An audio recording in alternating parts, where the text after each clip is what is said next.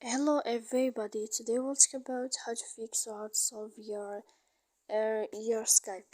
To not find a solution about Skype app, you should just go to settings.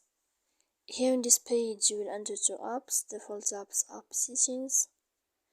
When you find this page you will enter to the window of Skype and then you click here. Then this page of app info you will click on first stop and you will click OK. After that, we'll enter to storage. Here on this page, we click on first stop and clear case, as you see. And in the end, you can turn off your Wi-Fi. So please don't forget to support us by like and subscribe. See you next time in another video, and thank you for your attention and your watching.